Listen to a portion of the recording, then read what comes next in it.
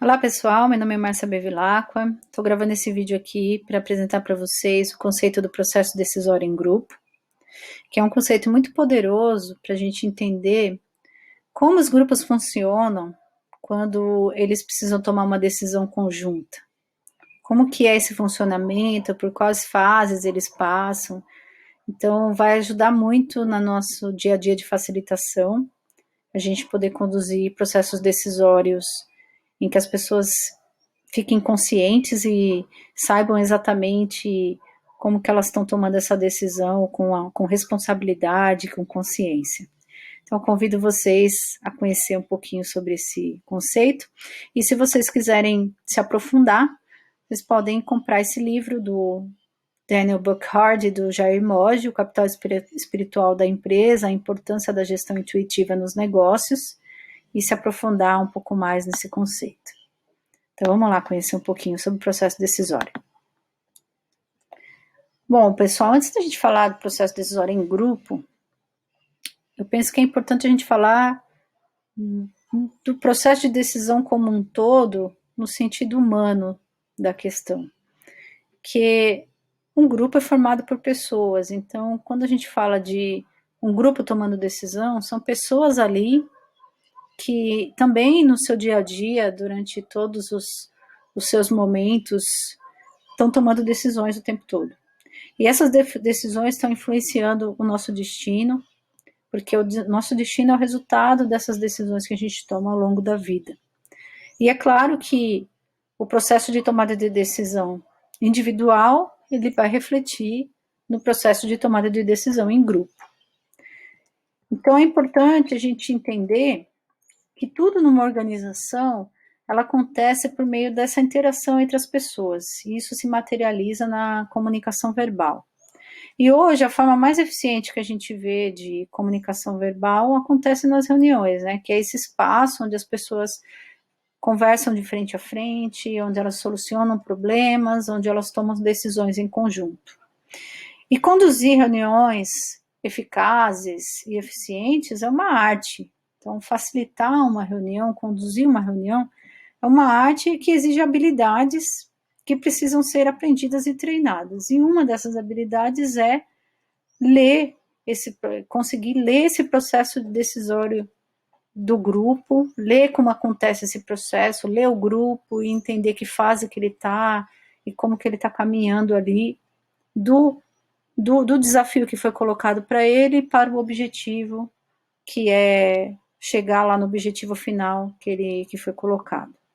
Então é importante a gente desenvolver essas habilidades, e eu acho que o conceito do processo decisório nos ajuda a abrir um pouco essa visão e a enxergar o processo de grupo de uma forma um pouco diferente. E para a gente falar de grupos, é importante antes a gente olhar para o ser humano, porque um grupo de pessoas nada mais é do que vários seres humanos juntos e conversando e trazendo ideias e contribuindo e chegando a conclusões e decidindo. Então, esses humanos, eles têm uma forma de funcionamento, esse arquétipo que a gente está trazendo aqui para vocês, do pensar, o sentir, o querer. Cada ser humano tem a sua forma de funcionar, tem a sua forma de equilibrar essas três dimensões, essas três formas de funcionamento. E isso, quando você junta num grupo, você exponencia, né? Você aumenta, você amplifica essa forma individual de cada um, que você soma e aquilo se potencializa. Então é importante a gente entender, primeiro, como o ser humano funciona, para depois a gente entender como o grupo funciona. O ser humano, se a gente pensar no pensar do ser humano, o que é o pensar? O pensar é quando o mundo exterior se desmaterializa em imagens arquivadas na memória. Márcia, como que é isso? É assim, por meio dos nossos órgãos sensoriais, a gente capta o mundo, a gente percebe o mundo. Então, por meio da nossa visão, da nossa audição, do tato, do paladar, a gente sente o mundo, percebe o mundo, e isso vira uma imagem, desmaterializa e vira uma imagem que fica na nossa memória. E o nosso pensar, ele é frio, ele é lógico, ele é racional, ele é consistente, ele é claro, né? A gente trabalha com conteúdo, com informação, com análise crítica, com comparação. Então, o nosso pensar, ele trabalha nesse nível da frieza, nesse nível, podemos dizer. Já o sentir faz um movimento diferente. O sentir, ele é quente, ele promove uma constante troca entre o mundo interior e o mundo exterior. Então, essas imagens que foram arquivadas na memória, elas entram em contato com o nosso mundo interior e elas vão causar ali alguma reação, uma simpatia, uma antipatia, emoções, relações. Então, o sentir, ele faz essa ponte entre o pensar e o querer. E o nosso querer, o que ele vai fazer? Ele vai pegar essa imagem interior e ela vai se materializar no mundo exterior, por meio de uma decisão, de uma vontade, de uma clareza de que eu preciso realizar um sonho, um desejo para atender minha necessidade. Então, o mundo interior vai se materializar no mundo exterior a partir do nosso querer. Mas para que isso seja colocado no mundo de uma forma equilibrada, sem a polaridade da simpatia e da antipatia ali brigando, a gente precisa ter no nosso pensar uma presença de espírito, no nosso sentir um equilíbrio e uma inteligência emocional, e no nosso querer a gente precisa ser um homem, um ser humano, um homem integrado, para a gente sim ter um agir com o coração, que é a coragem, agir com coragem, ter uma ação consciente e responsabilidade. Então, para a gente ter um agir com responsabilidade, a gente precisa ter um equilíbrio entre essas três formas de funcionamento. Elas têm que estar muito harmônicas, muito equilibradas, muito orgânicas, né? E é aí que a gente começa a ter os problemas, porque somos humanos, todos nós temos erros e defeitos, e em muitos momentos a gente não é tão equilibrado assim, tão harmônico assim. E se a gente olhar, fazer uma caricatura aqui, olhar os grupos que a gente costuma trabalhar, que a gente costuma apoiar, a gente percebe que tem pessoas que muitas vezes elas tendem a ter uma forma de funcionamento predominante. Então você, às vezes, tem pessoas em grupos em que as pessoas elas são mais fortemente da esfera do pensar. Então elas têm argumentos brilhantes, elas têm excelentes ideias, mas também elas às vezes apresentam uma tendência a distorcer alguma coisa, a ter um certo preconceito. Elas trabalham com discursos, escrevem tratados conceituais, só que elas têm dificuldade de fazer acontecer, porque o pensar é a polaridade do querer e do agir. Então, elas, apesar de ter um pensar muito elaborado, elas têm uma dificuldade de agir.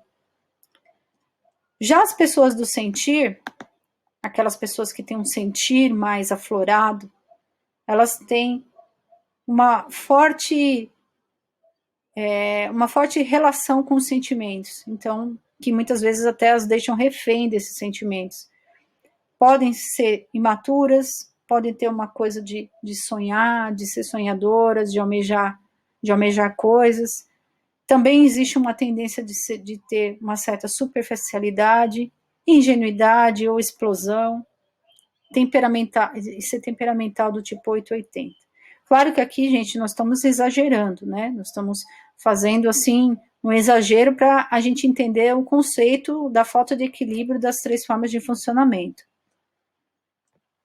E as pessoas da esfera do querer e agir, elas podem ter dificuldade de pensar, são às vezes pessoas que não querem discutir muito, que já querem ir logo para ação, mas aí o que acontece? Não avaliam as consequências, não dominam conceitos de uma situação, já querem ir mesmo para atropelar, para ser impulsiva. Tem aqui uma questão de muitas vezes ser refém dos desejos. E tem pessoas que, num extremo do querer e do agir aguçado, de às vezes não se importar nem com a consequência ética e moral daquela ação que a pessoa vai tomar. Então, é claro que, volto a falar, isso aqui é um exagero, né, é uma caricatura, mas é para a gente entender que essas questões influenciam no grupo, que muitas vezes, quando a gente entra desequilibrado nessas três formas de funcionamento nossas, a gente pode, em algum momento, agir de uma forma imatura no grupo, a gente pode, de algum momento, querer que a nossa ideia seja escolhida, ficar defendendo a nossa ideia de uma forma excessiva, a gente pode querer não pensar nas consequências, já querer ir para a ação. Então, é para a gente ter essa clareza que essas influências, elas acontecem no grupo, né? Para a gente pensar um pouco, abrir um pouco a nossa mente, que isso pode influenciar um processo decisório em grupo. E daí, com essa imagem dos pensar, sentir e querer de cada indivíduo, a gente tem um grupo, que é esse aqui que a gente está colocando aqui, esse desenho que a gente está colocando aqui. Ó. Então, a gente tem vários pensar, sentir e querer individuais aqui, alguns equilibrados, outros nem tanto, que formam o grupo. E o grupo, ele tem geralmente um objetivo, ele tem uma meta, ele tem um desafio que ele precisa cumprir, e ele vai percorrer esse desafio por meio de um processo decisório. E depois, o próprio processo vai fornecer um feedback para o grupo se retroalimentar e executar o processo. E se a gente pensar, abrir um pouquinho o conceito de pensar, sentir e querer e colocar dentro do grupo, o que a gente vai perceber? Que o pensar do grupo é o conteúdo do que está sendo discutido. O sentir do grupo é a interação, é a forma como o grupo interage. O querer do grupo é o procedimento, é como o grupo age, é como o grupo atua. E isso tudo influencia no processo decisório em grupo. E aí o processo decisório, que são essas etapas aqui, eu vou mostrar mais detalhadamente no slide mais a seguinte, mas é para a gente ter só uma ideia aqui que o grupo, para ele chegar aqui no objetivo, ele vai ter um momento que ele vai passar pelo planejamento, ele vai formar a imagem, ele vai julgar, ele vai decidir e ele vai fazer uma avaliação para poder voltar o feedback aqui para o grupo se retroalimentar. Tá? Então, esse é o processo decisório. Essas são as 5 fases do processo decisório em grupo que a gente vai olhar já já com mais detalhe essas fases, tá? Aqui, só para a gente finalizar esse slide, trouxe aqui algumas recomendações para cada forma de funcionamento aqui do grupo. Então, na questão do conteúdo, o que é o conteúdo? Né? São as ideias que são abordadas pelo grupo, as palavras, as frases que são pensadas, as contribuições individuais, e é o que é falado e o que é ouvido. Então, é o quê? O que é falado e ouvido dentro do grupo, tudo isso é o conteúdo. Na interação, é tudo que acontece entre as pessoas. Então, falar e ouvir são esses fenômenos básicos da interação. Aqui, uma boa dica é que cada pessoa tenha fala por vez, né? Que as pessoas não se atropelem, não falem todas juntas. E a interação define como é falado e ouvido. Já no procedimento, o procedimento vai descrever a sequência das fases pela qual uma reunião vai passar. Então, ele vai definir quando é falado e ouvido.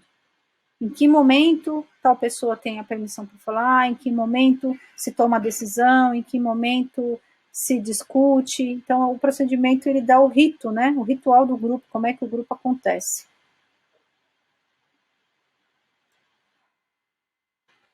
E aí, quando a gente tem essas 3 formas de funcionamento em excesso ou insuficientes, como a gente viu lá nas 3 formas de funcionamento do ser humano, quando eu tenho excesso de pensar, o que acontece? Quando eu tenho excesso de sentir, o que acontece? E quando eu tenho excesso de querer, o que acontece? A gente vai trazer aqui para o grupo também.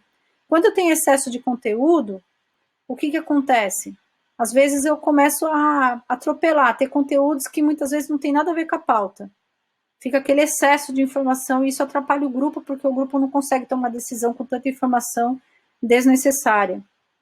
Se eu tenho insuficiência de conteúdo, então eu tenho uma discussão pobre, aí começa a se repetir, fica maçante, eu fico repetindo porque eu não tenho mais, não tenho caldo ali para fazer a discussão. Na interação, se eu tenho excesso de interação, ou as pessoas ficam desligadas, porque é muito agitado, é muita interação, ou as pessoas entram em conflito. E aí as pessoas não prestam atenção umas nas outras, a atenção ela é pouca atenção recíproca, elas não atentam umas às outras. Se eu tenho uma insuficiência de interação, aí fica desmotivante, fica pouco criativo, fica maçante, sem vida. Já no procedimento, se eu tenho excesso, fica muito inflexível, muito rígido, muito sistemático. E aí eu vou ter problema com a criatividade vai ser prejudicada. Já na insuficiência de procedimento, fica um caos, né? Fica sem objetivo, sem direção, o grupo parece que está girando em círculos. Então percebam, o mesmo desequilíbrio que eu preciso equilibrar no ser humano, que eu preciso ter as 3 formas de funcionamento equilibradas, no grupo é a mesma coisa. Eu também tenho que ter equilíbrio de conteúdo, de interação e de procedimento dentro do grupo. E tem uma coisa que é um conceito que até hoje eu ainda aprendo muito sobre esse conceito, que é a diferença entre coordenação, facilitação, né, que é basicamente a mesma coisa, versus liderança.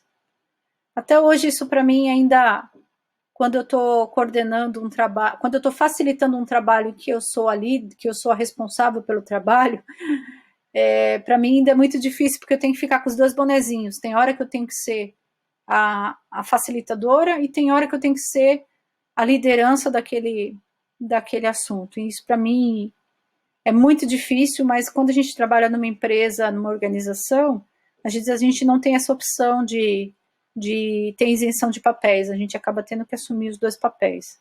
Mas no caso da liderança, o foco da liderança é no conteúdo. Então a liderança, num grupo, ela vai ser situacional, ela vai passar de pessoa para pessoa ao longo do processo de discussão. Então vai liderar quem entende mais do assunto naquele momento. Então, vamos dizer que numa reunião você vai discutir sobre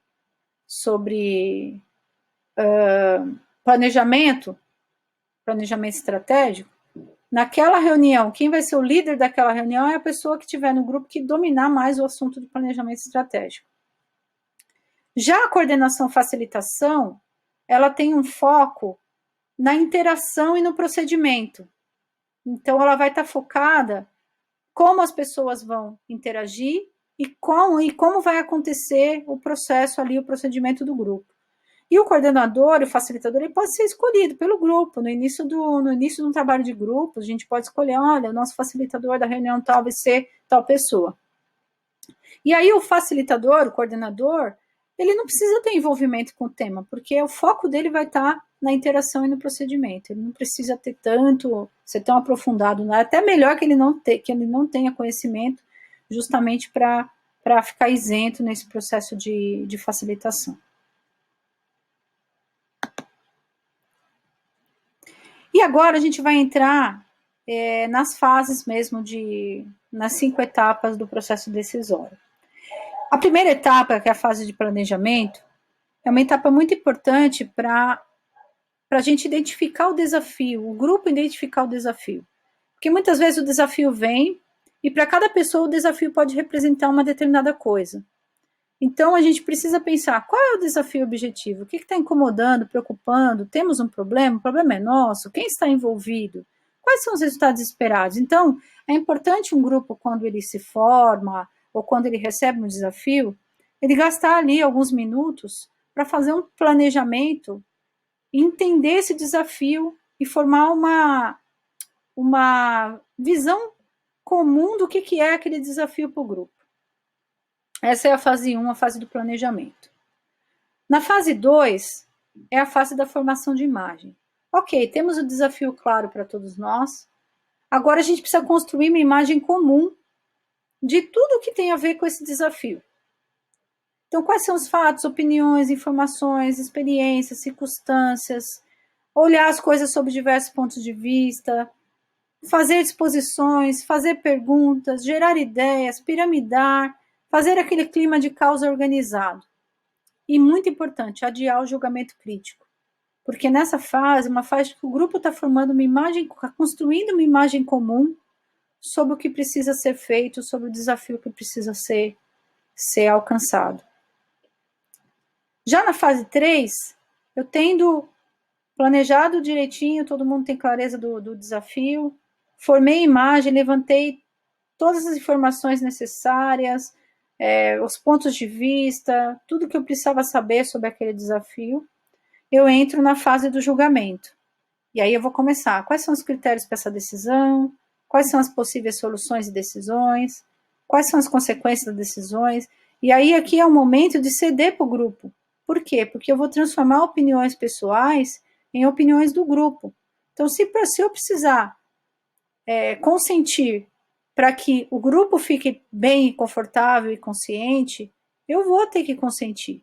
E aqui nessa fase a gente percebe muitos grupos imaturos que falam assim, ó, participa lá da reunião, tal, todo mundo julgou, chegou na decisão, beleza. Aí tá lá na máquina do café e fala assim, o pessoal lá decidiu lá, não concordei muito, mas eles tomaram a decisão. Então eu sempre falo isso para os grupos que eu facilito, os grupos que eu coordeno, eu falo assim, gente, a ideia caiu no grupo, a ideia é do grupo, a ideia não é mais da pessoa, a ideia é do grupo. E a decisão também é do grupo. E a responsabilidade pela decisão também é do grupo. Então, não foi a Márcia que tomou a decisão, não foi a Paula que tomou a decisão, não foi o Ricardo que tomou a decisão, foi o grupo. Então, a gente precisa começar a assumir nossa responsabilidade de grupo. Que a opinião agora é do grupo, não é mais da pessoa A ou da pessoa B. O grupo tendo julgado, a próxima fase é a fase da conclusão e da decisão. Aí sim, a gente vai focalizar o problema, a gente vai tomar a decisão segundo alguns critérios e premissas que foram definidos, vai avaliar as consequências e vai pensar assim, o que preocupa nessa implementação, né? Quais são os nossos riscos? Isso também é uma coisa que muitas vezes os grupos não colocam e é importante. Aí elaborar planos de ação e buscar a intuição, porque às vezes a gente fica muito no racional, né? E não pensa, poxa, qual a intuição do grupo para essa ação? E praticar o consentimento e o consenso, né? Desde o julgamento até a conclusão, decisão, a gente sempre tem que praticar o consentimento. Consenso é muito raro, né, gente? Todo mundo chegar, todo mundo concordar, é super raro. Mas o consentimento, eu sempre falo nos grupos que eu facilito, falo, pessoal, ó, eu não preciso concordar, mas em prol do grupo, ceder para o grupo, eu posso consentir que essa decisão seja tomada. Porque se eu estou colocando aqui uma objeção, eu tenho que avaliar a minha objeção, ela tem fundamento? Ela está fundamentada em fatos e dados, em algum conceito? Ou é uma objeção puramente pessoal, por um ego, por uma vaidade minha? Se a objeção ela tem fundamento, ela tem argumento e ela pode prejudicar a decisão que a gente está tomando, ótimo, traz a objeção, o grupo vai avaliar. Agora, se é só uma preferência pessoal, aí é importante a gente começar a praticar o consentimento e aceitar o que a maioria do grupo está entendendo que é correto. E no final, a gente faz a avaliação do processo, onde a gente avalia como eu me senti em relação a mim e aos outros, o que eu observei, o que eu aprendi em relação ao conteúdo, interação e ao procedimento, quais são minhas sugestões para o processo, se a gente atingiu o objetivo. E aqui não vale réplica, né, pessoal? Então, o que eu observei, aprendi e como eu me sentia é meu, é um sentimento meu. O que vale é respeito e acolhimento. Então, saber ouvir, ter humildade. Também prender-se a fatos, não é o que aconteceu lá há 3 reuniões para trás. Não, é o que aconteceu nesta reunião. E essa é uma etapa que muitos grupos também não fazem, que é a avaliação. E é a etapa que mais faz o grupo crescer. Porque quando você faz um processo de avaliação de como foi o processo decisório em grupo, o grupo vai ver aonde que ele não piramidou, que ele não olhou o ponto de vista do colega, que ele tentou julgar antes do tempo. Então é nesse momento que o grupo vai crescer, que vai fazer realmente o desenvolvimento integrado.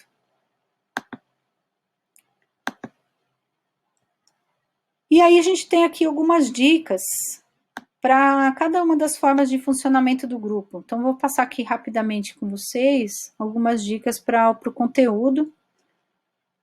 Então a gente tem aqui todos os participantes daquela reunião têm que estar preparados. Então, quando a gente tem participantes que vêm totalmente desalinhados, sem ler material previamente, chega na reunião ele, né? Foi mandado para o work para a pessoa se preparar, chega ela na reunião totalmente despreparada, acaba até desalinhando todo o grupo, isso é muito ruim. Então, a reunião não é fórum para conflitos.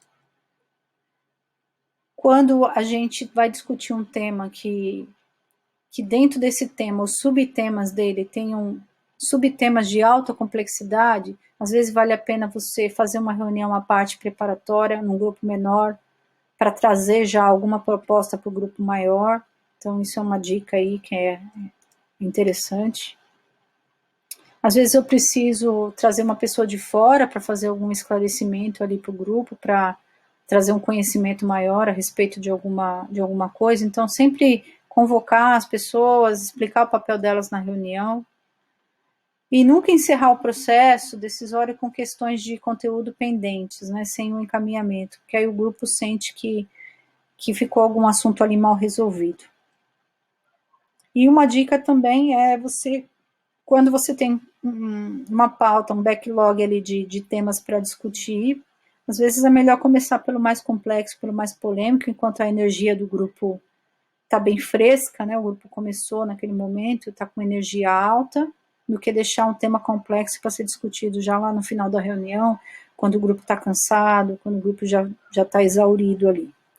Então, algumas dicas. Na interação, quando for definido um facilitador, o grupo deve respeitar o seu papel, e ele, ao mesmo tempo, ele tem que ter claro que ele está a serviço do grupo, ele não está a serviço dele mesmo. Então, ele também tem que respeitar o papel do grupo e também entender qual é o papel dele ali naquele momento.